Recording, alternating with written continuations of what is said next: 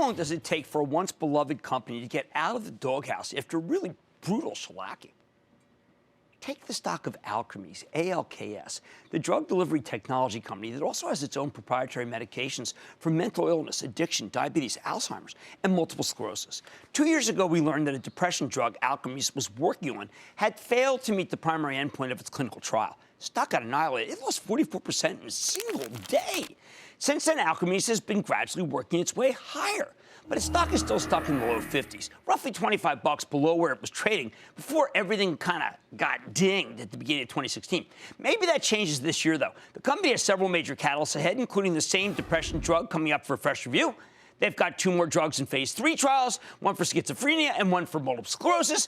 Plus, the company has 2 drugs already on the market, Vivitrol for recovering addicts and Aristada. That's a long-acting antipsychotic compound for people with schizophrenia and bipolar disorder. They're posting solid sales. And just this morning, CEO Richard Pops tweeted that 2018 could be a transformative year. We know the company's presenting tomorrow at the JP Morgan Healthcare Conference. Maybe we can get a little preview. So let's get a closer look with Richard Pops, the chairman and CEO of Alkermes, get a better sense of where this company's headed. Mr. Pops, welcome back to Mad Money. Good to be with you, Jim. All right, Richard, you did something bold today, and I know you don't do things bold unless you can back it up. You said that 2018 would be a transformative year of milestones. Please elaborate. Well, you know how it is in biotech. It takes many years to make a drug, sometimes 10 years and $1 billion.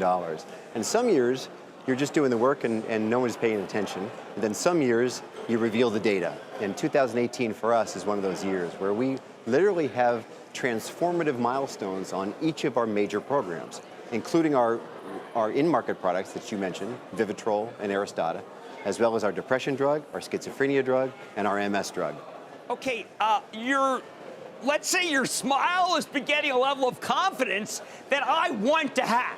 Because I believe, as you know, for many years with Alkermes, when the stock was in the 20s, should I get, let's say, rationally exuberant? Because you probably know how things look in those different products. I do. And Really? you know I've done this for enough years, Jim.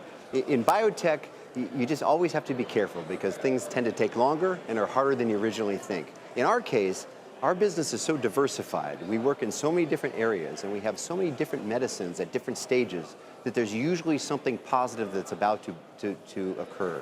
18 is one of those years. For both Vivitrol and Aristada that you've followed for years, it's gratifying to see how those medicines are beginning to have a real impact on patients' lives. Where I think we're making a big impact in addiction now, finally, after all these years. And our work in schizophrenia couldn't come at a more important time for the whole public health, as that disease continues to cost the systems millions and billions of dollars, and patients are still suffering. All right, let's start with opioid. A lot of us cannot believe that Vivitrol isn't the standard of care, particularly for the possible recidivist population coming out of prisons.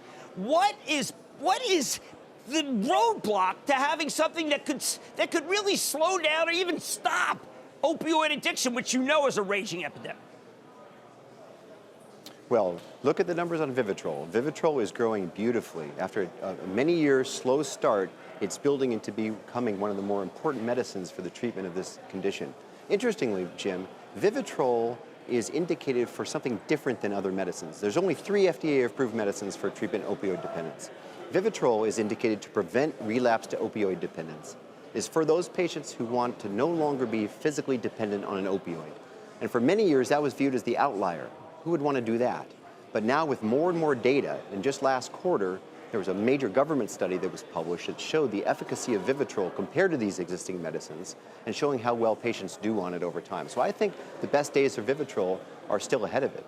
Well, I sure hope so, because I believed in this drug for a long time and do not understand why it isn't a mandate for our country. Let's talk schizophrenia and bipolar. Historically, very hard to address. Drugs in the market have historically, let's say, people gain so much weight that they literally would rather care about how they look than how their brain is doing. What is different about yours, and how do we get people to stay on them and not go off the meds?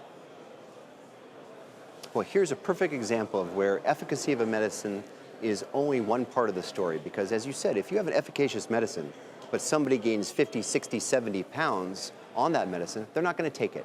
And when a schizophrenic patient doesn't take their medicine, what happens? They relapse and they end up in the hospital and their disease progresses. So our medicine, 3831, is in phase 3, which is the final stage of testing. We've completed one of its pivotal studies successfully last summer, and the second pivotal study is due at in the third quarter of this year. And that study, we're looking at the weight gain associated with use of our drug compared to the comparator, the drug that causes a lot of weight gain called olanzapine. And so far, the data to date have shown that we've attenuated or blocked that weight gain associated with that medicine, which is considered to be one of the most efficacious of the antipsychotics. So another one of these examples in 2018 where we'll turn over the cards that show the final clinical data that prove or disprove the efficacy of 3831 for patients with schizophrenia. Wow. Oh, look, I got to tell you, this is an area I know. This would be unbelievable if you can do it, and it would make people really want to buy the stock. Far higher prices than they are. Richard Pops, thank you for giving us that preview of what you're going to talk about at the big conference. That's Alkermes, Richard Pops, Chairman and CEO. He is very positive, which makes me want to be very positive. Mad Money's back after the break. Booyah! Jim Cramer here from Mad Money. Thanks for watching CNBC on YouTube. Click here to subscribe and get the jump on my exclusives with CEOs, plus market news, investing advice, and a whole lot more.